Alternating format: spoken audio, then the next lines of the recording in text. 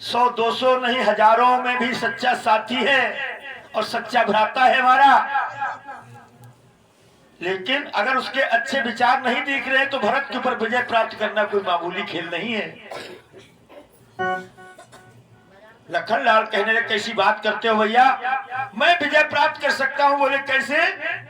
मैं इसलिए विजय प्राप्त कर सकता हूं कि आज अन्याय न्याय के ऊपर चढ़ाई कर रहा है, इसलिए मैं उसको हरा दूंगा। इधर लखनलाल बहुत क्रोधित हो रहे, धनुष बाण उठा करके। इतने में भरतलाल जी तब तक सामने से आ जाते हैं। दशा क्या है उनकी, ध्यान दें। नंगे थे पांव बाबुले के, कीचड़ मिट्टी में सने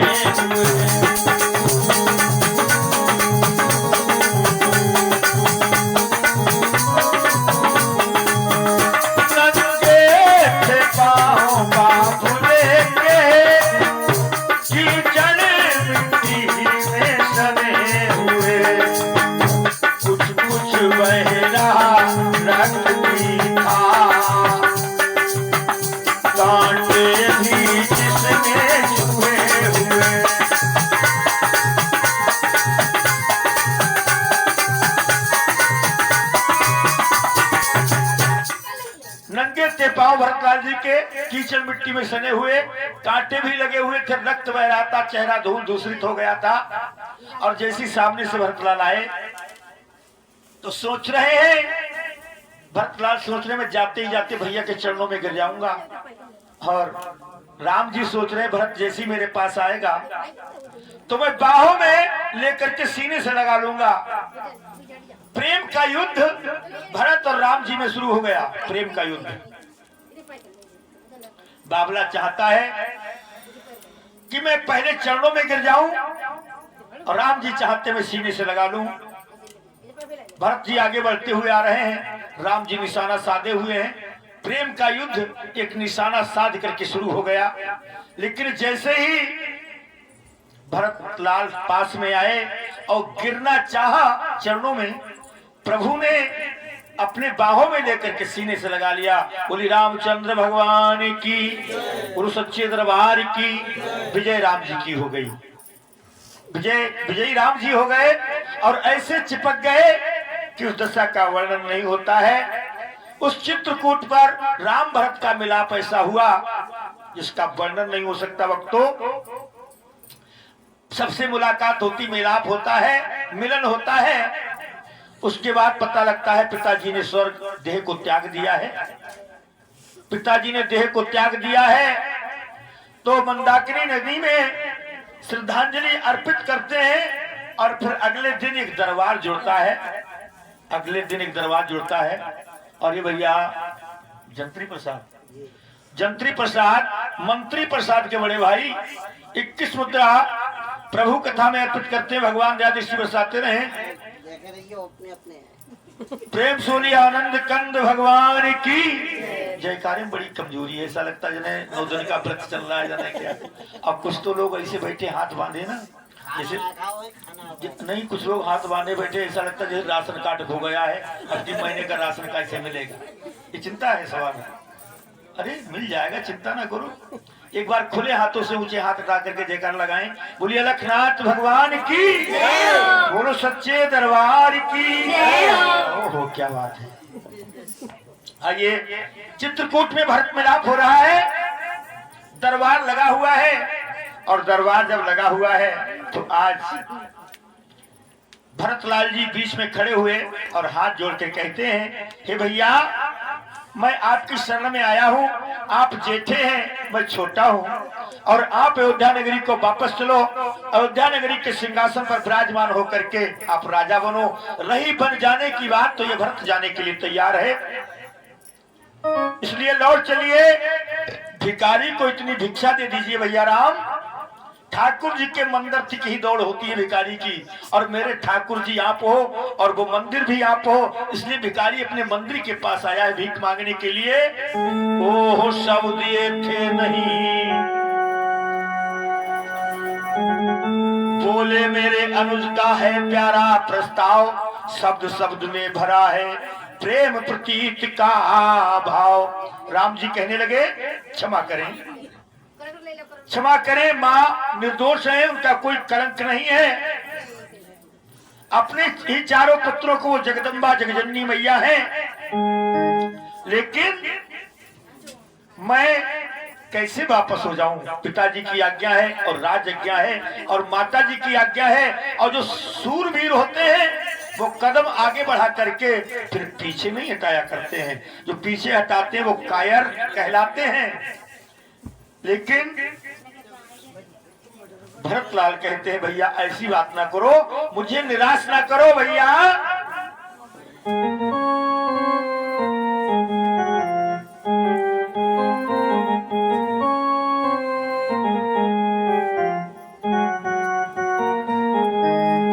अरे भैया मेरा कहना है,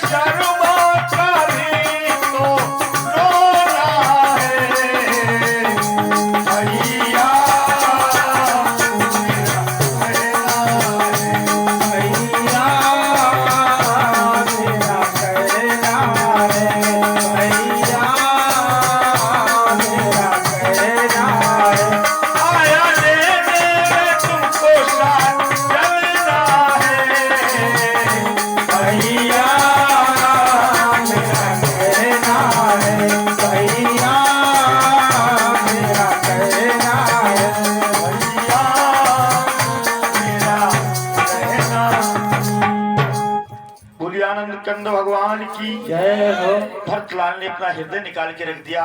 लेकिन राम जी कहते हैं, ठीक कहते हो, मैं बड़ा हूं, तुम छोटे हो, मैं तुमको ये राय कभी नहीं दूंगा कि तुम सिंहासन पर विराजमान हो। लेकिन एक बात बताता हूं, हेलो, एक बात ये भी है कि मुझसे भी बड़ा भैया है जो लंका नगरी में है, जिसका नाम भविष्य है, वो भी राम जी के भाई हैं। ऐसा लेख मिलता है कहीं कहीं। मैं जब तक उस भैया को राजगद्दी पर नहीं बिठा दूंगा तब तक मैं भी गद्दी पर नहीं बैठूंगा, और फिर राज क्या है, इसलिए मैं वापस नहीं लौट सकता। अब गुरुजी के ऊपर बात आ गई, गुरुजी क्या किया जाए, तो गुरुजी कहने लगे, एक बात है, बोले क्या? गुरु वशिष्ठ बोले तभी है बस एक प्रबंध, और रक्षक साहो भरत का कौशल से संबंध। रक्षक बन करके रक्षा कर सकते हैं भरतलाल, और 14 वर्ष तक अयोध्या की राजगद्दी पर राम की जो चरण पादुका है उनको रखा जाए, और 14 वर्षों के बाद जब ये आएंगे तब ये राजगद्दी पर विराजमान होंगे। भक्तों, जब चरण पादुका की बात आई तो प्रभु ने फौरन अपनी चरण पादुका को निकाला, जो ताड़का की हड्डी की बनी हुई थी। आज ताड़का को दिया गया राज मिल रहा है, तो दशरथ ने वादा किया था कि मैं 14 वर्ष तुम्हें राज दूंगा। आज प्रभु ने चरण पादुकाओं को निकाला और भरत जी के सर पर रख दिया। जैसे भरत के सर पर चरण पादुका आती हैं तो भरत को ऐसा लगा कि सर के ऊपर कुछ सेवा का भार आया है, तो दिल को संतोष मिला, और राम की चरण पादुका सर के ऊपर आ जाए तो शीतल शरीर हो गया भरत का, और शांति मिल गई। और राम जी कहने लगे, भैया अरे भरत भैया मेरी ले जा खड़ाऊं, भरत भैया मेरी ले जा खड़ाऊं, भरत भैया मेरी ले जा खड़ाऊं, भरत भैया मेरी ले जा खड़ाऊं, ले जा खड़ाऊं सिंहासन पे धरियो, ले जा खड़ाऊं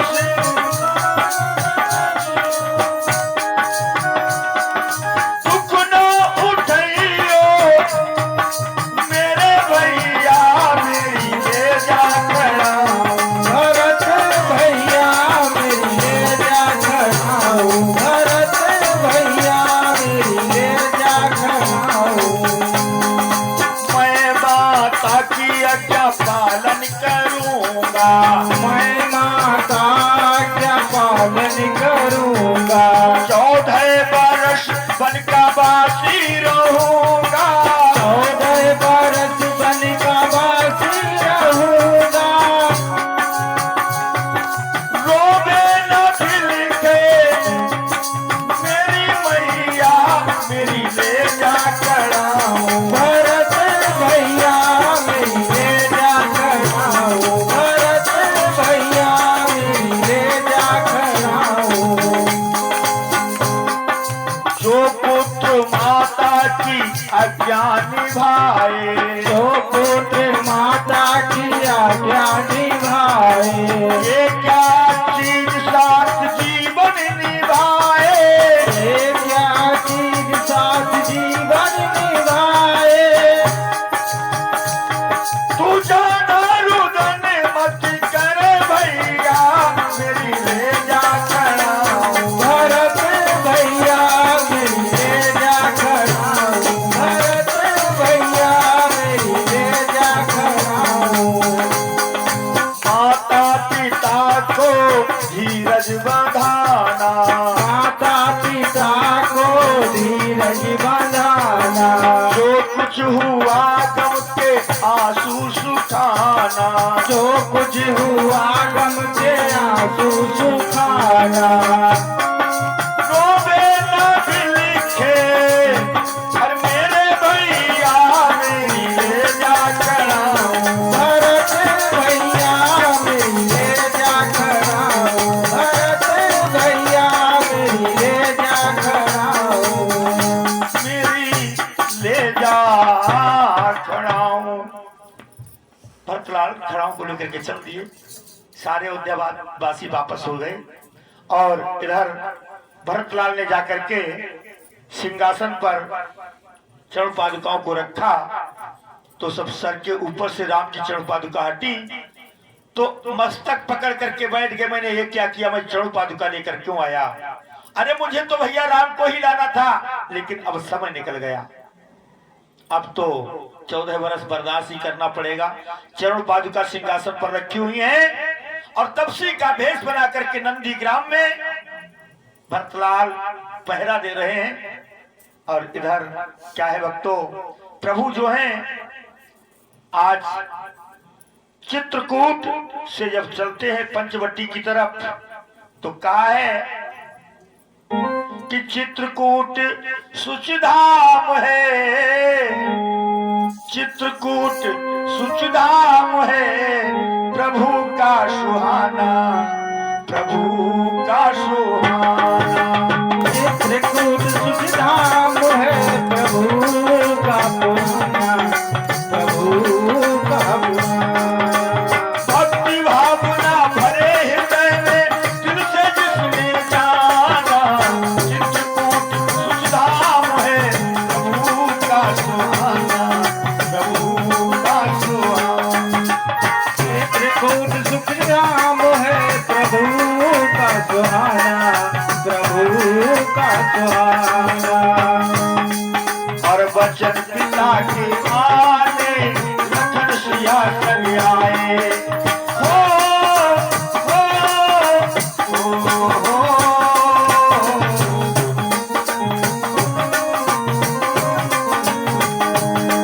और हुई साधना पूरी 11 वर्ष बिताए। हुई साधना पूरी 11 वर्ष बिताए। और ऋषियों से जानी आगे हुए रवाना, चित्रकूट सुचधाम है, प्रभु का सुहाना, प्रभु का सुहाना। चित्रकूट सुखधाम है, प्रभु का सुहाना, प्रभु का सुहाना। भक्ति भावना भरे हृदय में और दिल से जिसने माना, चित्रकूट सुचधाम है, प्रभु का सुहाना, प्रभु का सुहाना। चित्रकूट सुखधाम है, प्रभु का सुहाना, प्रभु का सुहाना। तो आज चित्रकूट में 11 वर्ष व्यतीत हो गए प्रभु के लिए वन में, और 13वां वर्ष जब लगा है, वो 12वां वर्ष जब लगा है, प्रभु आगे के लिए चल देते हैं चित्रकूट छोड़ करके। और एक बार चित्रकूट में एक घटना और घटी थी, और वो घटना क्या घटी थी, चित्रकूट में प्रभु एक बार विराजमान थे तो लखनलाल फूलों को लाए थे।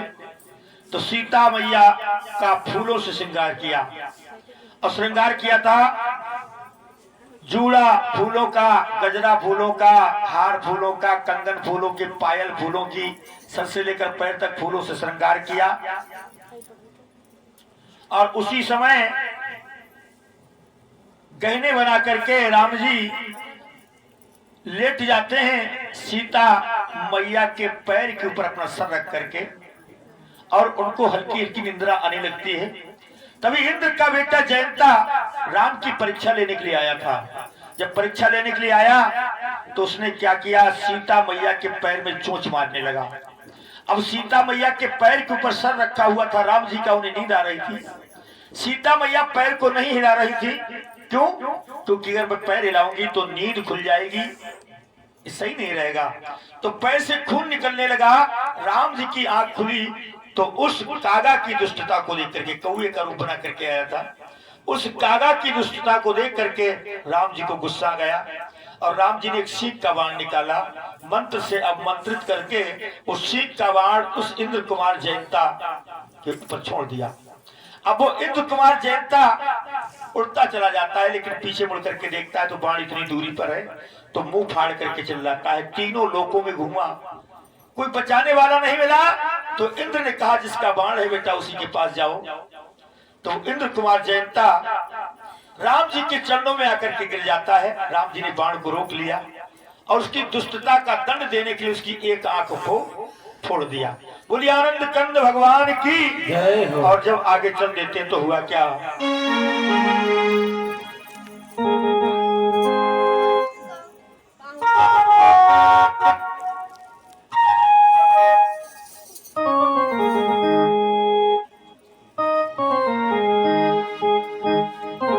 बोली आनंद कंद भगवान की जय हो। रास्ते में अत्रि मुनि के आश्रम पर पहुंच जाते हैं प्रभु श्री राम और सीता मैया। तो अत्रि मुनि के आश्रम पर राम जी और लखन लाल अत्रि मुनि के पास बैठ जाते हैं, सत्संग को सुनने लगते हैं, शिक्षा को प्राप्त करने लगते हैं। सीता मैया माता अनुसुईया के पास बैठ जाती हैं। और माता अनुसुईया ये कौन है? माता अनुसुईया एक बार नारद जी ने बताया था इंद्राणी ब्रह्माणी और रुद्राणी के लिए। उन्होंने पूछा कि इस पृथ्वी पर सबसे बड़ी पतिव्रता कौन है? तो नारद जी ने कहा माता अनुसुईया। तो ये बात उनको बुरी लगी थी, तो उन्होंने अपने पतियों को परीक्षा लेने के लिए भेजा। तो माता अनुसुईया के द्वार पर जब आए ब्रह्मा विष्णु महेश और भिक्षा मांगी, कहा हमको अगर हमें भूख लगी है भोजन कराओ। बोले ठीक है बैठो भोजन कराते हैं। बोले नहीं ऐसे नहीं। बोले कैसे? निर्वस्त्र होकर के भोजन कराओ, क्योंकि आपका पतिव्रत धर्म देखना है ना। ये उनके अंदर परीक्षा लेने के लिए आए थे। तो माता अनुसुईया ने कहा ये भी पूरा होगा, चिंता क्यों करते हो? बच्चे बना दिए ब्रह्मा विष्णु महेश को और पलने में लिटा दिया और अपना दूध पिलाने लगी। अब बच्चे बने लेटे हुए ब्रह्मा विष्णु महेश। तो ब्रह्माणी रुद्राणी इंद्राणी ब्रह्माणी और लक्ष्मी मैया और रुद्राणी ये आते हैं और अपने अपने पतियों को मांगते हैं कि हमारे पति दे दो। तो माता अनुसुईया का पलने में लेटे हुए जिनका जो पति हो छांट लो और पीन लो। आओ चरणों में गिर जाती हैं। तो माता अनुसुईया ने ब्रह्मा विष्णु महेश के लिए फिर उसी रूप में किया। तब वो अपने अपने पतियों को लेकर के गई। ऐसी है माता अनुसुईया। भक्तों माता अनुसुईया आज सीता मैया को नाना प्रकार के उपदेश देती हैं और बतलाती हैं बेटी दिखावे की भक्ति नहीं करना चाहिए, पति की सेवा करनी है तो दिल से करना चाहिए, क्योंकि जो दिल से पति की सेवा करती है वही सच्ची पतिव्रता स्त्री होती है। लेकिन आजकल की एक स्त्री की बात तुम्हें बताएं, पहले कुछ दिन पहले की बात है, 15-20 साल पहले की बात, कि पहले माचिस का प्रयोग बहुत कम किया जाता था। तो माताएं बहनें उपले थोपती थी गोबर के और वो अपनी एक बरोसी बनाती थी, उसमें वो आग गाड़ देती थी। उस बरोसी में आग बनी रहती थी और जब किसी के यहाँ कोई खाना बनाई होती तो किसी घर पे आग छुप भी जाती तो कंडा लेकर के जाती, दूसरे घर से आग मांग करके लाती थी, अपने घर पे चूल्हा जलाती थी। ऐसी प्रथा थी और एक दूसरे घर से आग मांग मांग करके लाया करते थे लोग। आग दे दो, थोड़ी आग दे दी। तो एक पतिव्रता स्त्री थी, वो अपने पति को दरवाजे पर हुक्का दे करके और धान कूटने को बैठ गई। एक पड़ोसी आग मांगने आई उसके घर पर, कहा बहन आग दे दो, लेकिन उसने उसकी बात को नहीं सुना, धमाधम धान को कूट रही थी।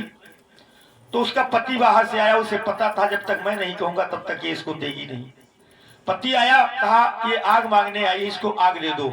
जब इतना कहा तो उसका मूसल ऊपर गया था तो उसने ऊपर ही छोड़ दिया। वो मूसल वहीं पर टिक गया, रुक गया वहीं पर, और वो उठी, आग कंडा लिया, आग उसको दी और वहीं से मूसल पकड़ा, फिर स्टार्ट। जिसने जो आग मांगने आई थी उसने जब ये जादू देखा तो वो आग तो लेना भूल गई और कहने लगी ये बताओ बहन। बोले क्या? बोले जादू कहाँ से सीखा है? बोले जादू नहीं है। बोले क्या? ये पतिव्रत धर्म की शक्ति है, हम पति को परमेश्वर की तरह पूजते हैं, इसीलिए ये पतिव्रत धर्म की शक्ति है। बोले हम करें तो?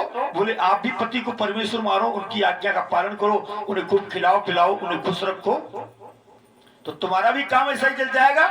बोले ठीक है, अब अभी आजमा के देखते हैं। गई घर पर, आग को गाड़ दिया, अपने पति को बुलाया, कहाँ घूम रहे हो, इधर आओ। बोले क्या है? बोले इधर आओ। और पति बड़े डरते थे अपनी पत्नी से, आए बेचारे भागते हुए, अगर देर लग गई तो बहुत लड़ाई होगी। आए बोले इधर उधर घूमते हुए यहाँ बैठो चारपाई पे। पति ने सोचा आज कौन सी कृपा बरसने वाली है, चारपाई पे बैठो, ये तो शब्द हम पहली बार सुन रहे हैं। बैठ गए डर के मारे बेचारे चारपाई पे। हुक्का लाई भर के, हुक्का पियो बैठ के। अरे वाह आज तो किस्मत खुल गई। पति जी ने सोचा आज तो किस्मत खुल गई, पीने लगे। बोले अब सोचे कोई गड़बड़ होने वाला है। कहा देखो अभी हम धान कूटेंगे और एक पड़ोसी आग मांगने आएगी, और जब वो आग मांगे तो तुम थोड़ी देर में आना, उठ के तुम कहो कि आग दे दो, इसके लिए आग दे दो, इतना काम है तुम्हारा। समझ गए? खूब कहीं भूल भाल जाओ। बोले नहीं भूलेंगे। अब भूलेंगे तो फिर लड़ाई होगी, भैया भूलेंगे कैसे? पड़ोसी के घर पे की बहन जी। बोले हाँ। बोले तो अभी हमारे घर पे आग मांगने आना। बोले अच्छा। अब इतना काम करके तैयारी करके धान कूटने बैठ गई, कहीं बदी बात पड़ोसी ने आई आग मांगने के लिए। अब वो दरवाजे बैठे पति जी हुक्का पी रहे हैं। वो जैसे ही आए बोली बहन जी आग दे दो, वो धमाधम कूटे निकले, धमाधम मूसल चले उसका। अब लपक के देखने लगी बाहर के लिए, अब हूँ उठ के ना आया, देखो कितनी देर लग गई, जाना जल्दी आ जाए। और चलाए निकल रही मूसल। तो पति जी ने सोचा अगर देर हो गई तो लड़ाई बहुत होगी। पति जी डर के मारे आए उठ के, और आकर के कहा अरे भाई इसको आग दे दो। इतना कहा तो मूसल ऊपर गया, ऊपर ही छोड़ दिया उसने, और मुंह उठा करके देखने लगी तो नाक पे ही गिरा। और नाक भी गिरा तो नाके साफ हो गई, खून की धार बहने लगी। अब खून की धार जब बहने लगी, अब वो गाली देने पे डटी उसके लिए, पहुंच गई लड़ने के लिए। तो उसने क्या तुमने फार्मूला आज ही शुरू कर दिया? बोले हाँ। अरे बोले कुछ दिन तो सेवा कर लेती। तो ऐसी भी पतिव्रता होती है। आज सीता मैया के लिए माता अनुसुईया बता रही हैं, बेटी सीता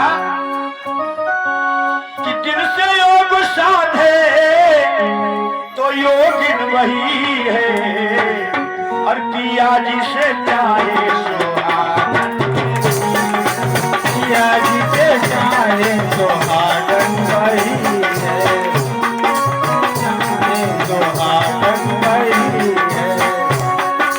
दिल से योग साधे, जो दिल से योग साधे तो योगिन वही है, और पिया जी से चाहे पिया जी से चाहे सुहागन वही है, पिया जी से चाहे सुहागन वही है। रुक्मणी ने पत्र द्वारा हरि को अपनाते हुए, रुक्मणी ने पत्र द्वारा हरि को अपनाते हुए, और फौज पलटन के सही शिशुपाल से आए हुए, फौज पलटन के सही शिशुपाल से आए हुए, फौज पलटन के सही शिशुपाल से आए हुए। आए अचानक कृष्ण जी रथ में बिठा कर चल दिए, आए अचानक कृष्ण जी रथ में बिठा के चल दिए, और द्वार से मंदिर तलक योद्धा बहुत चल दिए, द्वार से मंदिर तलक योद्धा बहुत चलबल दिए, द्वार से मंदिर तलक योद्धा बहुत चलबल दिए। जब मंदिर खोल देखा, जो मंदिर खोल देखा तो दुल्हन नहीं है, और पिया जी से चाहे सुहागन नहीं, पिया जी से चाहे सुहागन वही है, पिया जी से चाहे सुहागन वही है। ऐसे ही बचपन में मीरा जी दुल्हन बन गई, बचपन में बहुत छोटी उम्र में। ऐसे ही बचपन में मीरा जी दुल्हन बन गई,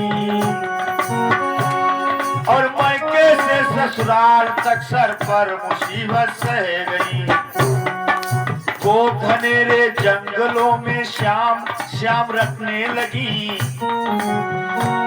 और मायके से ससुराल तक सर पर मुसीबत सह गई।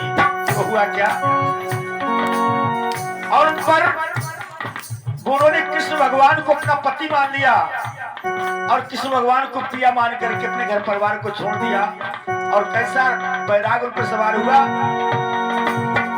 दिन पिया रात पिया सुबह पिया शाम पिया, दिन पिया रात पिया सुबह पिया शाम पिया, दिन पिया रात पिया सुबह पिया शाम पिया, दिन पिया रात पिया सुबह पिया शाम पिया, दिन पिया रात पिया सुबह पिया शाम पिया, कि दिन पिया रात पिया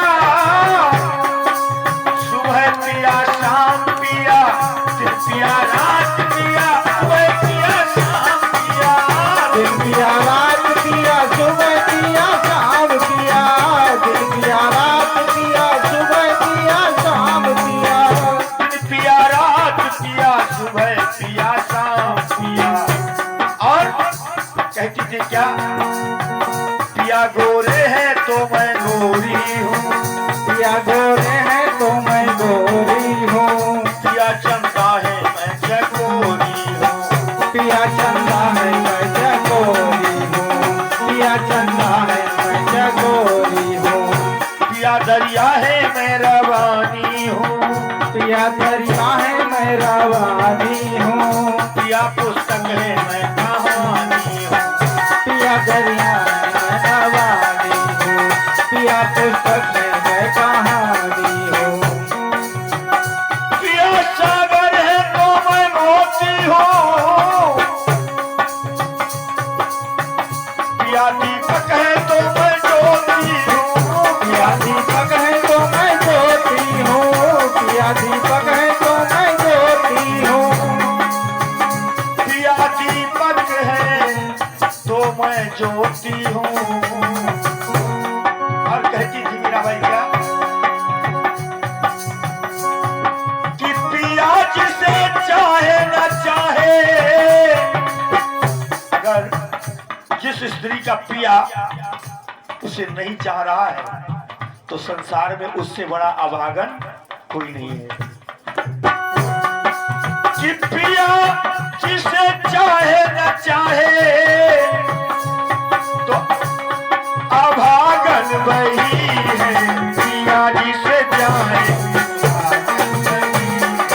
पिया जिसे चाहे सुहागन वही है, पिया जिसे चाहे सुहागन वही है। और एक बताएं, गौरा जी तप कर रही शंकर को पाने के लिए, गौरा जी सब कर रही शंकर को पाने के लिए, सप्त ऋषि आए वहाँ गौरा को समझाने के लिए, संत ऋषि आए वहाँ गौरा को समझाने के लिए, और गौरा से कहा, गौरा योगी पर क्यों मर रही, योगी से क्या है फायदा, योगी पर क्यों मरी रही, योगी से क्या है फायदा। तब गौरा ने ये कहा, योगी से मेरा वास्ता, सब गौरा ने ये कहा, योगी से मेरा वास्ता, सब गौरा ने ये कहा, योगी से मेरा और क्या वास्ता। कहा गौरा ने, सुनो, जन्म कोट लग रगरी हमारी, करे शंभु न तो राय तुम्हारी, जन्म कोट लग नगरी हमारी, भरणी शंभु न तोराई कुमारी। टूट नहीं सकता, अरे टूट नहीं सकता, मेरा बंधन सही है, पिया जिसे जाए सुहागन वही है, पिया जिसे चाहे सुहागन वही है, पिया जिसे चाहे सुहागन वही एक बात है। और बताएं, अगर हमारी माताएं बहनें इस बात को धारण कर ले, क्या सूर्य निकलने से पहले हर नार को उठ जाना चाहिए, सूर्य निकलने से पहले हर नारी को उठ जाना चाहिए, और पति पहले भोजन कर ले फिर औरत को खाना चाहिए, पति पहले भोजन कर ले फिर औरत को खाना चाहिए, पति पहले भोजन कर ले फिर औरत को खाना चाहिए। और ससुर की सेवा कर सुख उनको पहुंचाना चाहिए। सास ससुर की सेवा कर सुख उनको पहुंचाना चाहिए। करके भगवान के गुण गाना चाहिए। रोका सोखा खा करके भगवान के गुण गाना चाहिए। रोका सोखा खा करके भगवान के गुण गाना चाहिए। अपने घर का भेद कभी दूसरे से ना कहना चाहिए। अपने घर का भेद कभी दूसरे से ना कहना चाहिए। और कैसी भी हो बात पति को झूठ न बताना चाहिए। कैसी भी हो बात पति से झूठ न बतलाना चाहिए। कैसी भी हो बात पति से झूठ न बतलाना चाहिए। और एक बात कहें, पति से ऊंचे बोले ना और पति से ऊंचे बैठे ना। पति से ऊंचे बोले ना और पति से ऊंचे बैठे ना। अपने घर का भेद कभी दूसरे के आगे खोले ना। अपने घर का भेद कभी दूसरे के आगे खोले ना। और बताएं, पति अगर बाहर से आवे उसकी जेब टटोले ना। पति अगर बाहर से आवे उसकी जेब टटोले ना। मीठे वचन निकाले और मीठे वचन निकाले मुख से रस में विष को घोले ना। मीठे वचन निकाले मुख से रस में विष को घोले ना। बिना पति की आज्ञा देखो कभी डगर में डोले ना। बिना पति की आज्ञा देखो कभी डगर में डोले ना। और बिना पति की आज्ञा देखो कभी डगर में डोले ना।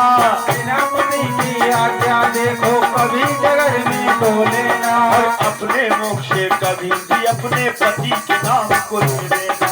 अपने मुख से कभी भी देखो पति के नाम को ले लेना। अपने मुख से कभी को अपने नाम। तो उसके जीवन की बगिया में तो उसके जीवन की बगिया में और लाख बहारे लाऊं सुनानी तुम्हारी मैं आज तुम्हें समझाऊं। सुनानी तुम्हारी मैं आज तुझे समझाऊं। सुन राजकुमारी मैं आज तुझे समझाऊं। राजकुमारी मैं आज तुझे समझाऊं। बोलिए आनंद कंद भगवान की जय हो। सीता मैया ने ऐसा, वो माता अनुसुईया ने ऐसा ज्ञान दिया, बेटी ये जंगल का मामला है, परदेश है, यहाँ दिव्य आभूषणों को पहनो। और दिव्य आभूषण हम आपको बताते हैं, हमारी माताएं बहनें सोने चांदी के पहनने की ज्यादा शौकीन रहती हैं और सोना चांदी बहुत महंगा है। पति की ऐसी तैसी हो जाएगी, हम सच बता रहे हैं।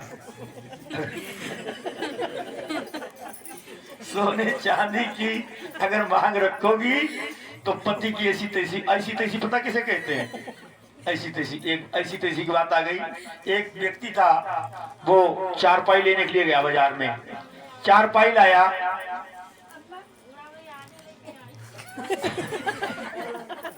चारपाई लेने गया बाजार में तो चारपाई उसे 800 रुपए मिली और वो चारपाई सर पर लेकर के आ रहा था। रास्ते में एक व्यक्ति ने पूछा, भैया चारपाई कितने में लाए?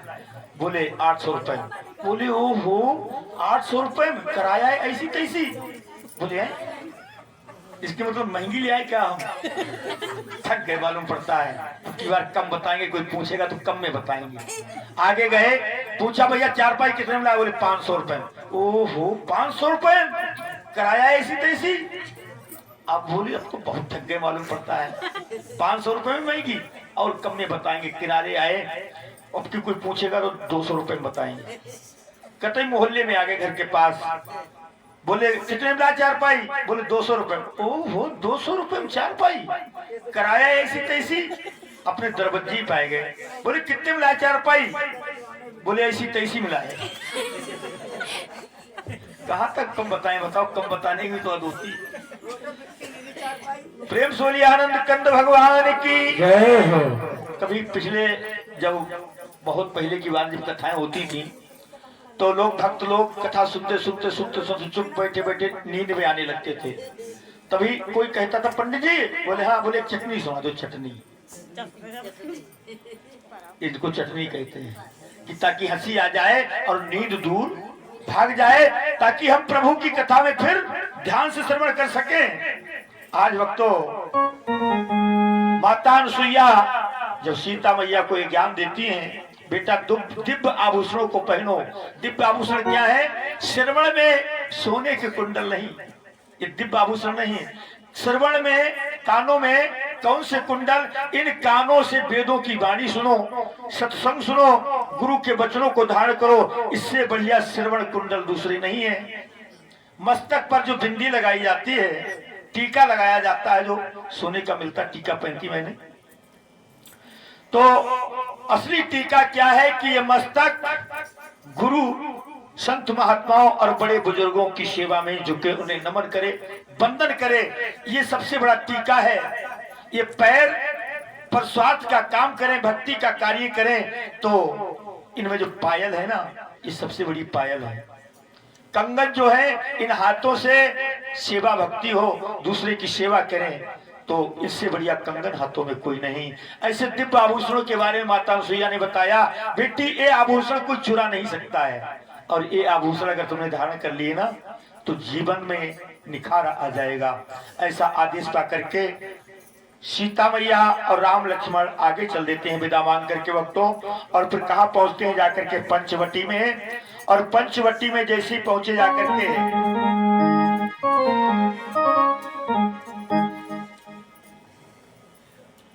पंचवटी में जब पहुंचे जाकर के, वैसे भक्तों एक बात और बताएं, नारियां जो होती है ना, नारियां जो होती हैं, ये रतन की खान होती हैं।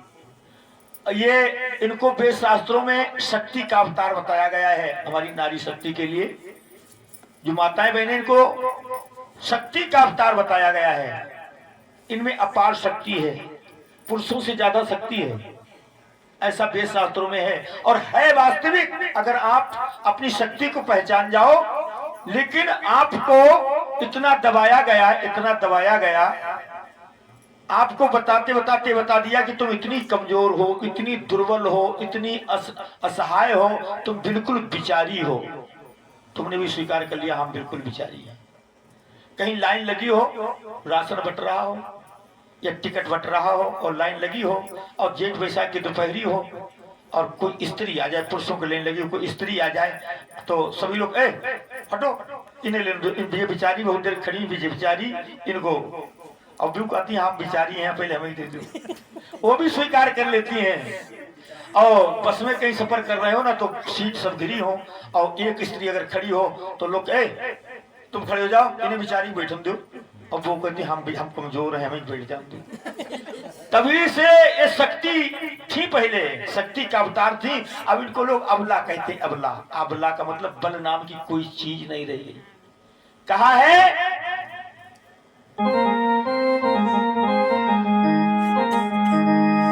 हर जगत में नारी रतन की खान,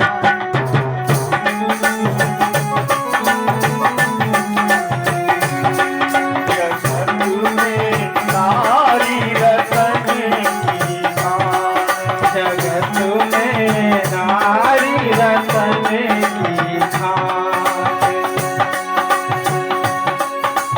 उसी नार से प्रकट हुए हैं, हाँ उसी नार से प्रकट हुए हैं जो प्रहलाद समान।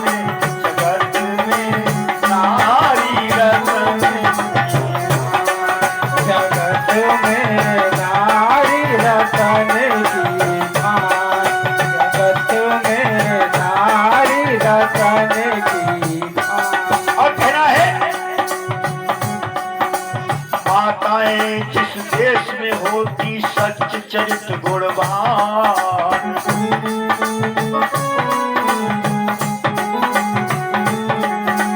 माताएं जिस देश में होती हैं और सच्चा आचरण निभाने वाली होती हैं, माताएं जिस देश में होती सच चरित्र गुणवान, उसी देश की और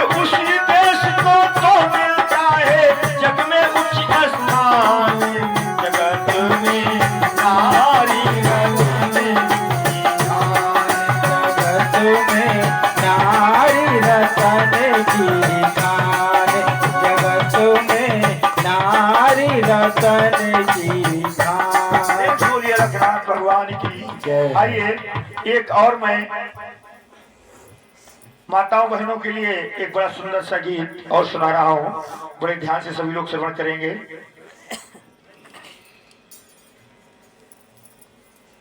हमारी माताएं बहनें जो होती हैं, इनको निरा नारी ही न समझो।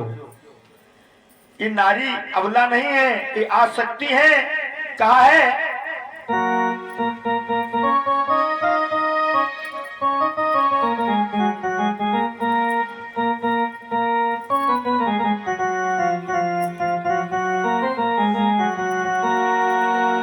नारी को ना तुम नारी समझो, नारी तो नर से आगे है। नारी को ना तुम नारी समझो, नारी तो नर से आगे है। और नारी स्वरूप है परमेश्वर का, और नारी स्वरूप है शक्ति का, जो परमेश्वर से आगे है।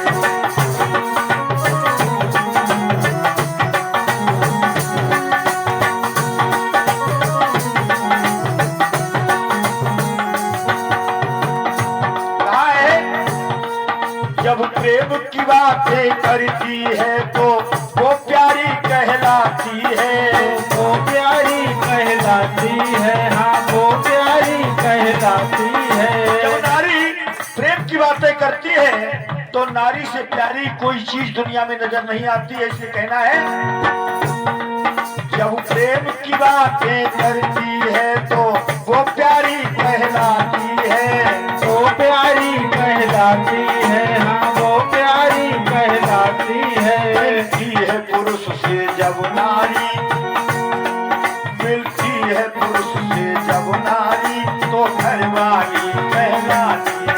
तो घरवाली कहलाती है, हाँ घरवाली कहलाती है। और ध्यान दें,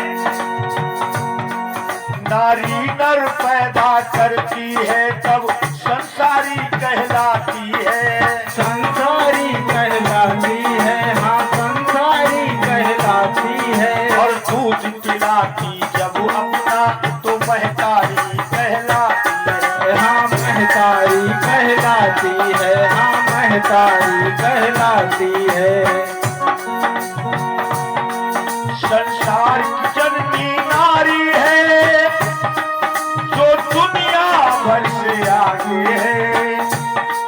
नारी स्वरूप है शक्ति का, जो परमेश्वर से आगे है। नारी स्वरूप है शक्ति का, जो परमेश्वर से आगे। नारी स्वरूप है शक्ति का, जो परमेश्वर से आगे है। जब जन्म कहीं लेती नारी, जब जन्म कहीं लेती नारी, तो गोलाली कहलाती है। गोलाली कहलाती है, हाँ गोलाली कहलाती है। जब दुल्हन बनकर आती है तो घरवाली कहलाती है। हाँ घरवाली कहलाती है, हाँ घरवाली कहलाती है। और बताएं, बिखरा ले लट जब कांधों पर, अगर बाढ़ कहीं अपने खोल ले, बिखरा ले लट जब कांधों पर,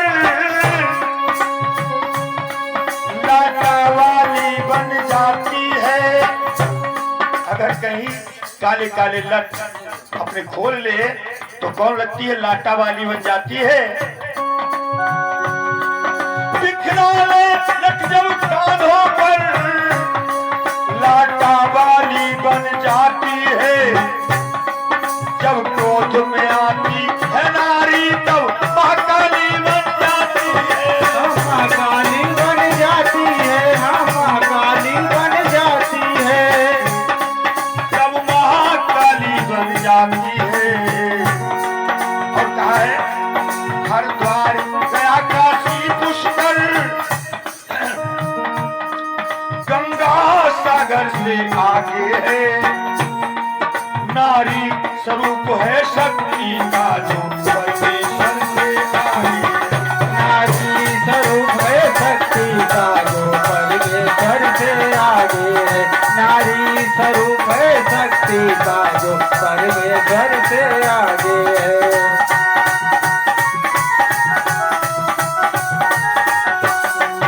और कह रहे हैं सम्मान करो तुम नारी का, नारी को सताना बंद करो, नारी को सताना बंद करो, नारी को सताना बंद करो। और एक बात, लेना दहेज देना दहेज ये चलन पुराना बंद करो, ये चलन पुराना बंद करो, ये चलन पुराना बंद करो। और एक बात, बारात में पलटन की पलटन, मेहमानों का लाना बंद करो, मेहमानों का लाना बंद करो, मेहमानों का लाना बंद करो। और कह दो दहेज भिखमंगों से बहुओं को सताना बंद करो, बहुओं को सताना बंद करो, बहुओं को सताना बंद करो। दुल्हन को तुम दहेज समझो जो हर दौलत से आगे है, नारी स्वरूप है शक्ति का जो परमेश्वर से आगे है, नारी स्वरूप है शक्ति का जो परमेश्वर से आगे है, नारी स्वरूप है शक्ति का जो परमेश्वर से आगे है। बोलिए आनंद कंद भगवान की जय हो, बोलिए गुरुदेव भगवान की। जय हो। और भक्तों समय भी हो गया है, इधर ऐसा आदेश लेकर उपदेश लेकर माता अनुसुईया से अत्रि मुनि से प्रभु श्री राम पंचवटी में पहुंच जाते हैं। और पंचवटी में भक्तों क्या हुआ कि पंचवटी में रावण की बहन शूर्पणखा और उसके भाई खरदूषण तीसरा आद रहते थे, क्योंकि हर जगह चौकियां बनी हुई थी रावण की। हुआ क्या भक्तों, इधर प्रभु को 12 वर्ष व्यतीत हो जाते हैं और 13वां वर्ष शुरू हो जाता है। तो रावण की भगनी शूर्पणखा उस जंगल में घूम रही थी और जैसी उसकी नजर राम लखन के ऊपर पड़ी, जब राम लखन के ऊपर पड़ती भक्तों तो हुआ क्या, बोली मुझसी सुंदरी जग के मध्य न और तुम सा भी सुंदर युवा नहीं किसी भी ठोर। सुंदर रूप बना करके जाती राम के पास और कहती है हम दोनों का रूप परमात्मा ने बड़ा विचार करके रखा है, चंद्रमा बनाने वाले ने मुझे चंद्रमा जैसा बना दिया है और तुम्हें सूर्य जैसा बना दिया है, इसलिए ये बनवासी हमको आश्रय दो और मैं तुम्हें आदेश देती हूं तुम मेरे साथ अभी गंधर्व विवाह करो। हेलो चेक, हेलो माँ कृष्ण, हेलो, तुम मेरे साथ अभी गंधर्व विवाह करो, मैं तुम्हें आदेश देती हूँ। प्रभु को बताया,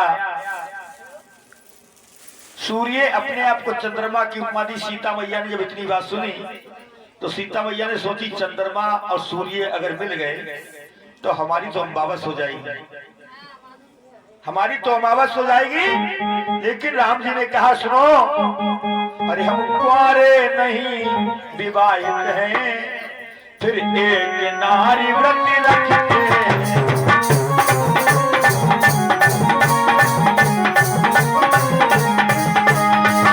हम कुंवारे नहीं विवाहित हैं, फिर एक नारी व्रत रखते हैं। अपनी को छोड़ और अन्य सबको मामा और बहन समझते हैं।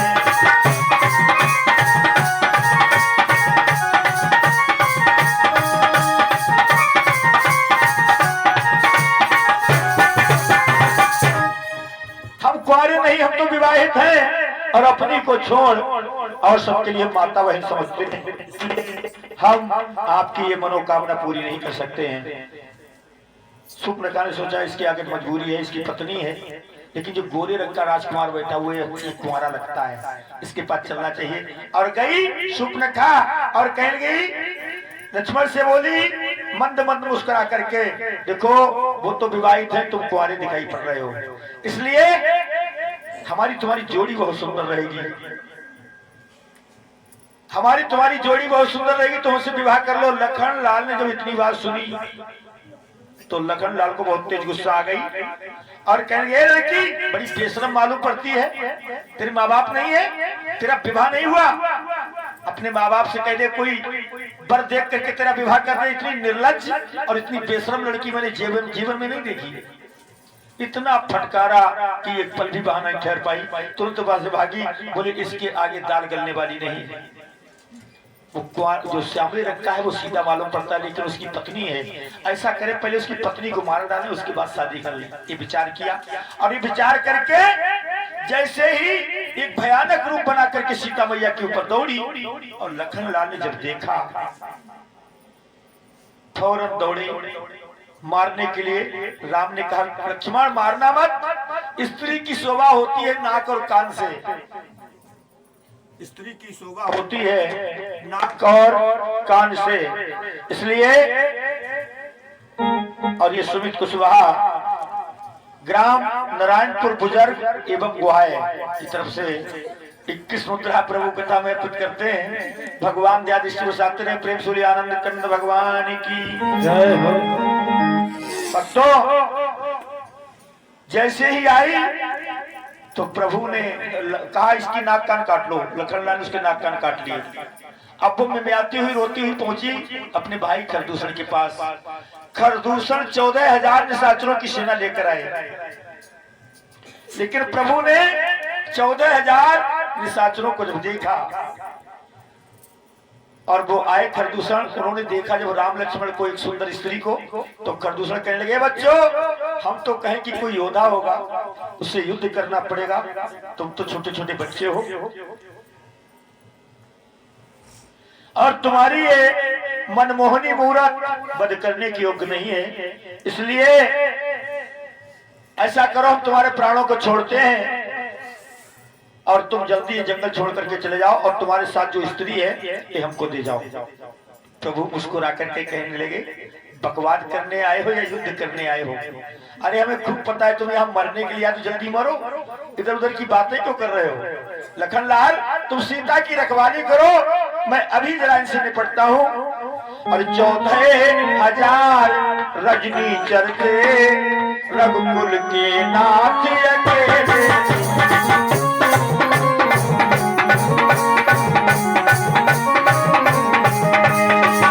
14,000 रजनी चरते रघुकुल के नाथ अकेले थे, लीलाधर अपना खेले यहाँ कुछ प्रकट रूप में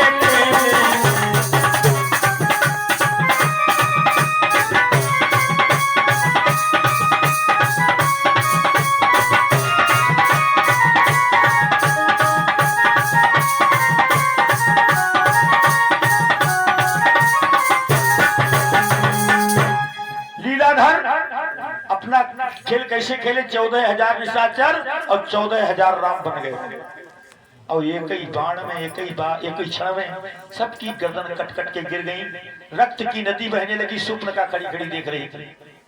विचार किया ये तो बहुत बलवान लग रहा है बालक, इसने क्षण में सब कुछ काम कर दिया, ये मेरे भैया रावण को जरूर मार देगा। क्योंकि सुपर्णखा भी अपने भैया रावण से बदला लेना चाहती थी। क्यों बदला लेना चाहती थी ये प्रसंग आपको दिन में सुनोगे और किस तरीके से सुपर्णखा जाती है। क्योंकि एक अब सुपर्णखा जो है लंका नगरी को जा रही है। क्यों जा रही है? एक चोर था, उसने एक मकान में नकब लगाया। नकब जानते हो? दीवार में इतना बड़ा घुल बना करके अंदर घुस जाना और माल निकाल लेना। तो उसने रात में एक सेठ के मकान में नकब लगाया और खड़े होकर के देखने लगा कोई है तो नहीं।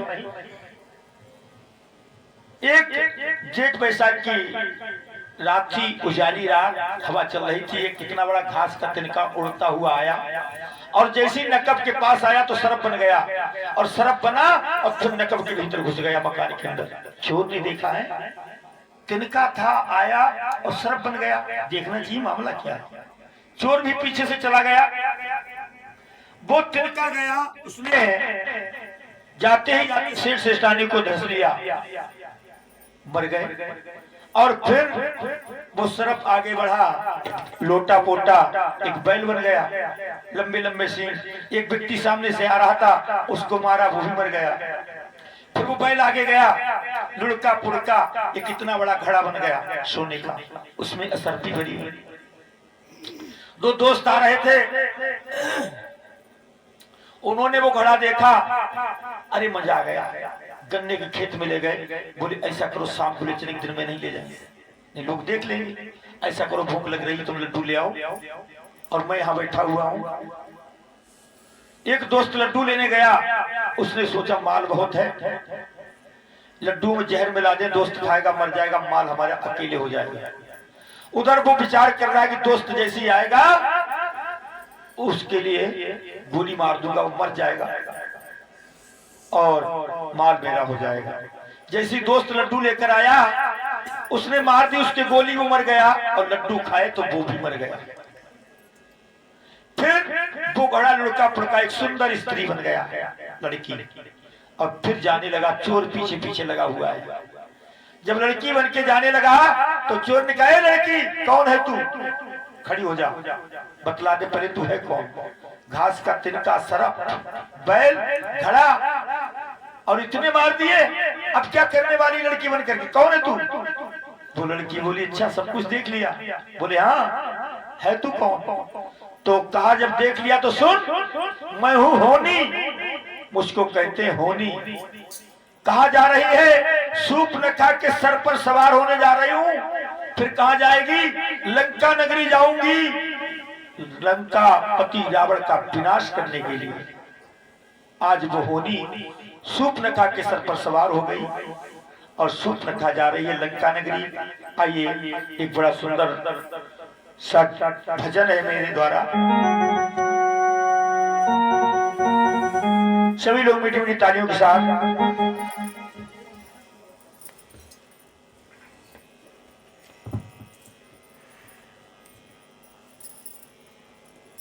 कथा को श्रवण कर रहे हैं। इस कथा का मूल उद्देश्य ये नहीं केवल आप कथा कहानी सुनो और ये कहो बाद में बहुत बढ़िया कथा सुनाई पंडित जी ने, ये मतलब नहीं है इसका। ये जितनी भी कथा कहानी आपको सुनाई जा रही है, ये केवल इसलिए सुनाई जा रही है कि आप अपने आप की पहचान कर लो। ये माया का शरीर है, ये शरीर आप नहीं हो, आप तो अजर अमर अविनाशी हो। ये माया रूपी संसार है, ये प्रभु की माया है और इस माया रूपी संसार से कोई निकल नहीं सकता है। प्रभु की माया बड़ी प्रबल है। एक बार नारद ऋषि क्षीर सागर में गए भगवान विष्णु जी के पास, तो माता लक्ष्मी विराजमान थी और जैसे ही नारद ऋषि पहुंचे तो माता लक्ष्मी वहां से हट करके अंतापुर में चली गई। तो नारद जी कहने लगे, मैं आपको माता कहता हूँ और बेटे से इतना बड़ा पर्दा, और जबकि मैं बाल ब्रह्मचारी हूँ और मैंने कामदेव पर विजय भी प्राप्त कर ली है, फिर भी मुझसे इतना बड़ा पर्दा। तो भगवान विष्णु कह लगे, नारद तुम ब्रह्मचारी जरूर हो, लेकिन मेरी माया बड़ी प्रबल है, मेरी माया से कोई बच नहीं सकता। बोली, माया? भक्ति तो आपकी देखी है, माया नहीं देखी। भगवान कृपा करके मुझे अपनी माया जरूर दिखाओ। नारद जी बोले, कृपा करके मुझे अपनी माया जरूर दिखाओ। अच्छा माया देखना चाहते? बोले हाँ। बोले तो सुनो। हेलो हेलो चेत, हेलो। बोले माया देखना चाहते हो? बोले हाँ। तो सुनो, गरुड़ जी को बुलाया और गरुड़ जी से कहा, जरा हम दोनों लोगों को पहाड़ों की कतराओं के पार लेकर चलो। नारद जी बैठ गए, विष्णु भगवान बैठ गए गरुड़ जी पे और गरुड़ जी लेकर के चल दिए। पहाड़ों की कतराओं को पार करते हुए श्वेत द्वीप में पहुंचे। जाकर श्वेत द्वीप में एक सरोवर था, पहाड़ों के बीच में एक सरोवर था। कहा, नारद इस सरोवर में स्नान कर लो, जल बहुत निर्मल है। बोले ठीक है, कर लो प्रभु। उतरे वहां, उतर करके नारद ने अपनी बीड़ा रखी, वस्त्रों को रखा और भगवान जी भी जैसे ही सरोवर में घुसे और नारद जी ने डुबकी लगाई, भगवान जी ने डुबकी लगाई। जैसी डुबकी लगाई तो भगवान जी ने क्या किया, नारद की पीड़ा और वस्त्र लेकर गायब हो गए। और नारद जी डुबकी लगा करके जैसे ही निकले तो वो नारद नहीं रह गए, वो स्त्री बन गए। नारद स्त्री बन गए और बड़ा सुंदर शरीर, यौवन से भरपूर। जब स्त्री बन गए और पूरी स्त्री की लोक लाज उनके अंदर समाहित हो गई और ये भूल गए अपने आप को कि मैं नारद भी था। ये भूल गए कि मैं पहले नारद था, ये भूल गए। अब स्त्री, और ये भी नहीं पता हम कहाँ के हैं, कौन है, लेकिन स्त्री बन गए। अब जल में ठाड़े नग्न बाहर कैसे निकले, तब तक श्वेत द्वीप का राजा आ गया। उसने जब उस स्त्री को देखा, नारद स्त्री को देखा तो श्वेत द्वीप का राजा कहने लगे, सुंदरी तुम कौन हो, कहाँ की रहने वाली हो और इस सरोवर में कैसे आई? तो नारद जो स्त्री बने हुए थे वो बोली, हमें नहीं पता हम कौन है, कहाँ के हैं, हमें कुछ नहीं पता। बोले कुछ नहीं पता है तो इन वस्त्रों को फेंक दिया, इन वस्त्रों को पहन करके बाहर आ जाओ। जब कोई तुम्हारा नहीं तो मैं तुमसे शादी करूंगा, तुम मेरी पत्नी रानी बन जाओ। नारद उस श्वेत द्वीप के राजा की रानी बन गए। अब श्वेत द्वीप ने बहुत प्यार किया नारद स्त्री से। 20 बेटे पैदा हुए, 20 नारद जी के। 20 बेटे जवान हो गए, उनकी शादी हो गई, 20 बहुएं घर पे आ गई। नारद स्त्री बने हुए, 20 बेटा, 20 बहुएं घर में, फिर उनके बच्चे हुए नाती पोता। नारद बिल्कुल मस्त हो गए, भूल गए कहां भक्ति चली गई। हुआ क्या, दूर पड़ोस के देश के राजा से युद्ध हुआ, 20 बेटे युद्ध में मारे गए। 20 बेटे युद्ध में मारे गए और 20 बहुएं राण बन गई। अब तो नारद बहुत रोए, पछाड़ खाए जो स्त्री बने हुए थे। उनके पति श्वेत द्वीप के राजा वो भी मारे गए, विधवा हो गए। नारद विधवा हो गए उनको। अब बहुत रोए। तब तक भगवान जी ब्राह्मण का भेष बना करके आ गए और कहा, रानी जी क्यों रो रही हो, जो आया है इस दुनिया में उसे तो जाना ही पड़ेगा, रो मत। अब इनका अंतिम संस्कार करो और इनको श्रद्धांजलि अर्पित करो। अंतिम संस्कार कराया और श्रद्धांजलि अर्पित करने के लिए उसी सरोवर में लेके गए जहां स्नान किया था। कहा इसमें घुसो और डुबकी लगाओ। जैसे ही नारद स्त्री घुसे श्रद्धांजलि देने के लिए, उसमें स्नान करने के लिए, और डुबकी लगाई तो उधर जैसे निकले तो विष्णु भगवान भी डुबकी लगा करके निकल आए और वो अब नारद बन गए। अब स्त्री गायब हो गए, नारद बन गए। अब की बार उन्हें याद रहा कि हम पहले स्त्री बन गए, 20 बेटा पैदा हुए मर गए। अब की बार याद रहा। अब विष्णु भगवान कहते, नारद स्नान कर लिया, चले। अब नारद का मुंह फैल गया, चक्कर में पड़ गए, ये क्या है, मेरे 20 बेटा, मैं स्त्री बन गया था, मरे गए। और ये भी बात सत्य है कि हम स्नान करने आए थे भगवान जी के साथ। बोले प्रभु प्रभु ये क्या है? बोले यही मेरी माया है। बोले यही मेरी माया है। बाहर निकले, चरणों में गिर गए, प्रभु माया तेरी बहुत कठिन है, माया तेरी बहुत कठिन है, माया तेरी बहुत कठिन है,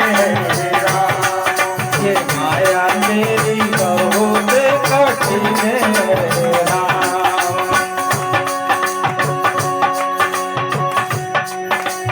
रक्त मांस हड्डी के ढेर पर, मीठी मीठी, और रक्त मांस हड्डी के ढेर पर चढ़ा हुआ है जाम। रक्त मांस हड्डी के ऊपर चढ़ा हुआ है जाम।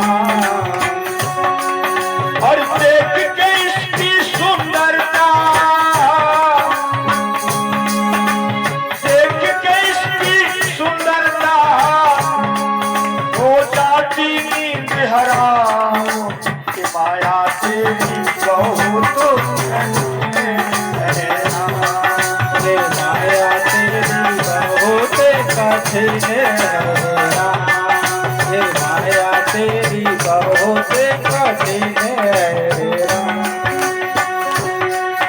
कहते हैं कि हाड़ मास की पेटी चाम में गई लपेटी, कोई बन गया बेटा और कोई बन गई बेटी।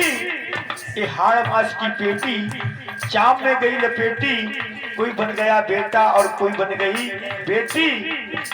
लेकिन पैकिंग बहुत बढ़िया की इस पेटी की, इस पेटी की पैकिंग बहुत बढ़िया की। आंखें देखो हिरनी जैसी, इसकी सुंदरता को देख करके लोगों की नींद हराम हो जाती है। कितने कितने बड़े कांड हो जाते हैं, रोज अखबारों में पढ़ते हैं आप, और इधर उधर भी देखते हैं। कितनी व्यवस्थाएं चल रही हैं। इस बेटी की इतनी बड़ी सुंदरता है, आंखें देखो हिरनी जैसी और नाक देखो तोता जैसी। कितनी बढ़िया पैकिंग की परमात्मा ने।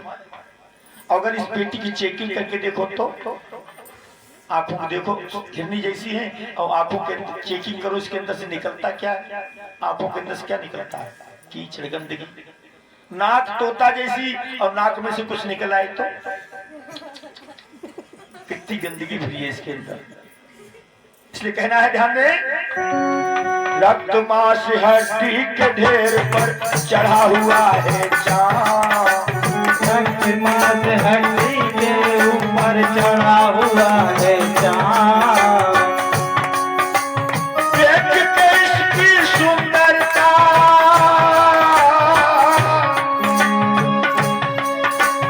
देख के इसकी सुंदरता हो जाती नींद हराम।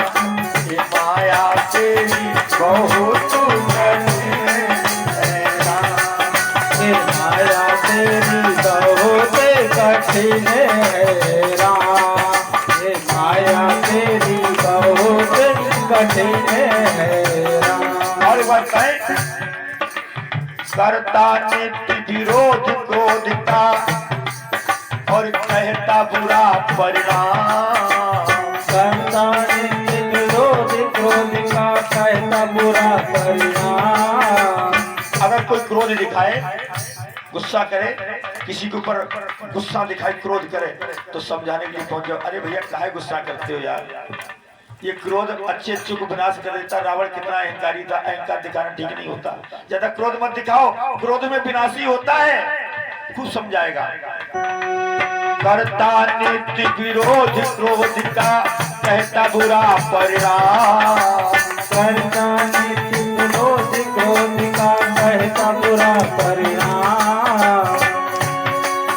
और होता क्रोधित स्वयं तो, अगर खुद गुस्सा आ जाए, अगर खुद गुस्सा आ जाए तो क्या करता है, होता क्रोधित स्वयं तो, और गाड़ी बिना लगाओ। ये माया तेरी बहुत कठिन है, ये माया तेरी बहुत कठिन है राम।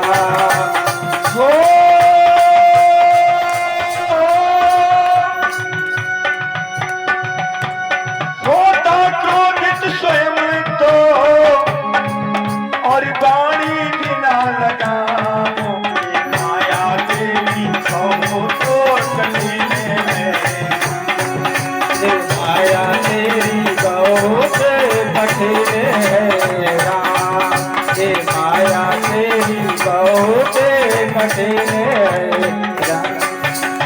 और कहना है, मृत्यु देखता है औरों की रोज सवेरे शाम।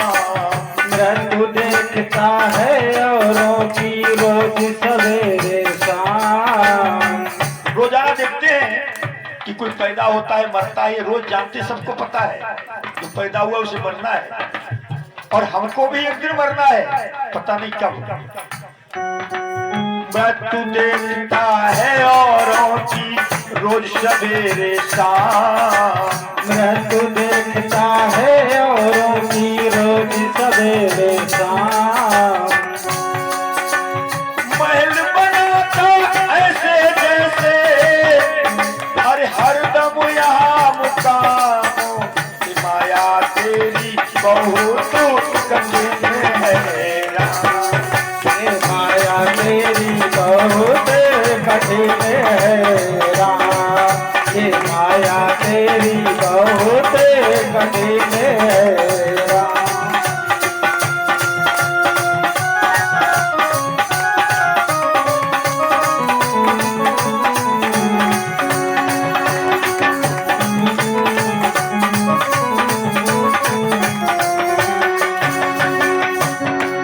और कहना है अलखनाथ तुम मायापति हो करुणा निधि है नाम। अलखनाथ तुम मायापति हो करुणा निधि है नाम। नाथ निवेरो माया अपनी, नाथ निवेरो माया अपनी और जीव ले विश्राम। माया मेरी बहुत कठिन है राम। ये माया तेरी बहुत कठिन है राम। ये माया तेरी बहुत कठिन है राम।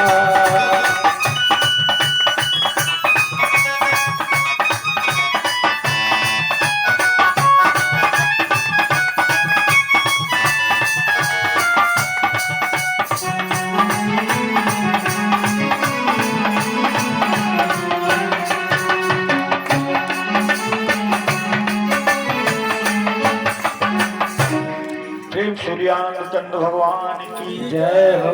आरती के लिए तैयार हो जाएं। एक गीत महिमा बिटिया के द्वारा और उसके बाद आरती।